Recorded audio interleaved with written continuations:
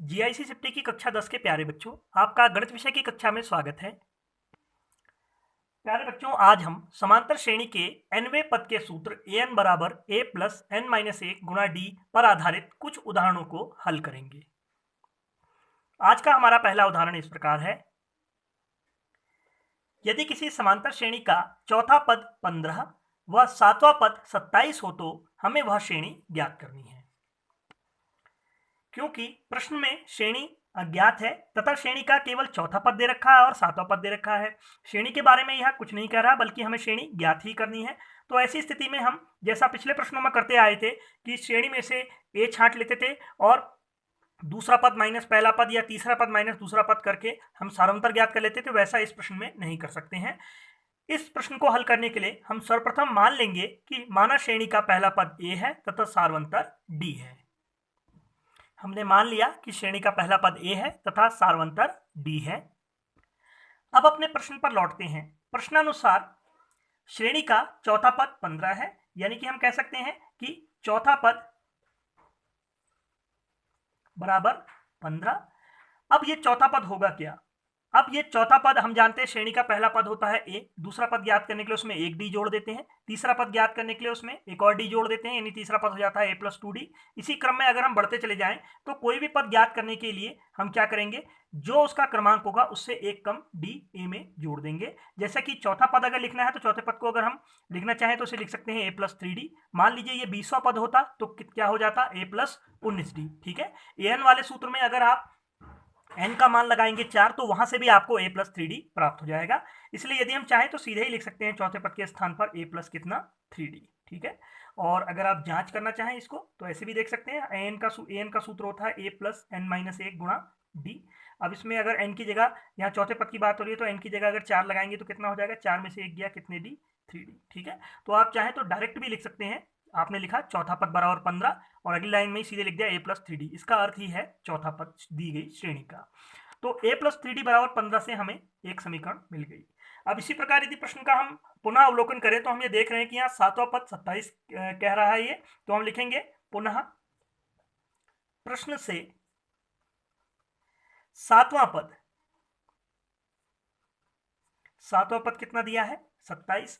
अब सातवां पद कितना हो जाएगा, अगर आप देखें जैसे चौथा पद ज्ञात करते समय a प्लस 3d हुआ, सातवां पद ज्ञात करते समय कितने d हो जाएंगे, a प्लस 6d। आप ऐसे भी जांच कर सकते हैं, n की जगह अगर 7 लगाएंगे तो 7 में से 1 गया 6, यानी a प्लस 6d या a प्लस 6d। तो सातवें पद के स्थान पर अगली लाइन में लिख सकते हैं a प्लस 6d बराबर 27। अगले चरण से हमें एक और समीकरण ज्ञात हो गई, a प्लस 6d बराबर 27। ये हो गई हमारी समीकरण नंबर 2। अब हम इस समीकरण युग्म को हल करके a व d के मान ज्ञात कर लेंगे। तो पहली समीकरण है a प्लस 3d बराबर 15 और दूसरी समीकरण है a प्लस 6d बराबर 27। ये समीकरण नंबर 1 थी, ये समीकरण नंबर 2 थी। अब यदि इन दोनों समीकरणों का हम अवलोकन करें तो यहाँ बाएं पक्ष में a प्लस 3d है और दाएं पक्ष में, यहाँ दूसरे समीकरण के बाएं पक्ष में a प्लस 6d है। तो यदि हम समीकरण नंबर 1 में से समीकरण नंबर 2 को घटाएं तो a और a निरस्त हो जाएंगे। तो हम यही करेंगे, समीकरण 1 माइनस समीकरण 2, यानी समीकरण 1 में से हमने समीकरण 2 को घटा दिया। ठीक है, तो क्या होगा, जो घटने वाली समीकरण है समीकरण नंबर 2 घट रही है, इसके जो विभिन्न पद हैं उनके चिन्ह बदल जाएंगे दोनों पक्षों में। तो ये प्लस ए से माइनस ए हो गया, ये 6d से माइनस 6d हो गया, ये 27 से माइनस 27 हो गया। अब ये प्लस का ए और माइनस का ए निरस्त हो जाएंगे। 3d प्लस के हैं, 6d माइनस के हैं, जब इन्हें सरल करेंगे तो माइनस का 3d बचेगा।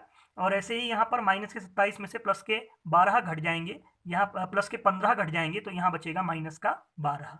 ठीक है, तो अब d का मान हो जाएगा माइनस का 12 बटे माइनस का 3।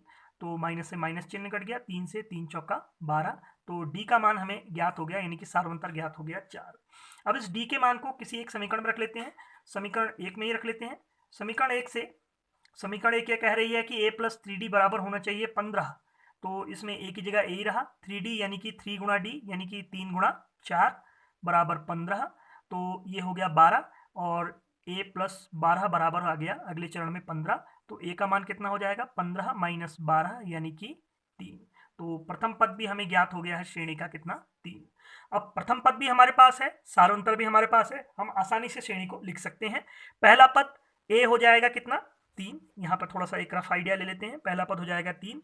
अगला पद कितना होगा? अगला पद ज्ञात करने के लिए a प्लस डी हो जाएगा, यानी 3 और 4 कितना हो जाएगा? 7। उससे अगला पद कितना हो जाएगा? a प्लस 2d, यानी इसका दुगना, 4 का दुगना 8, 8 और 3 11। इसी प्रकार से हम आगे की श्रेणी लिख सकते हैं। तो अब हम श्रेणी लिख लेंगे। श्रेणी का पहला पद हो जाएगा a, यानी कि ये कितना हो गया? 3।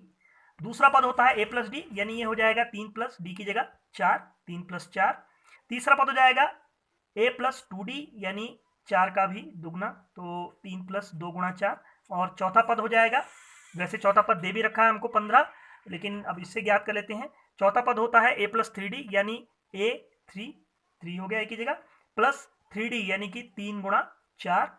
और इसी प्रकार आगे के पद भी लिखे जा सकते हैं। तो क्या प्राप्त हुई? श्रेणी 3।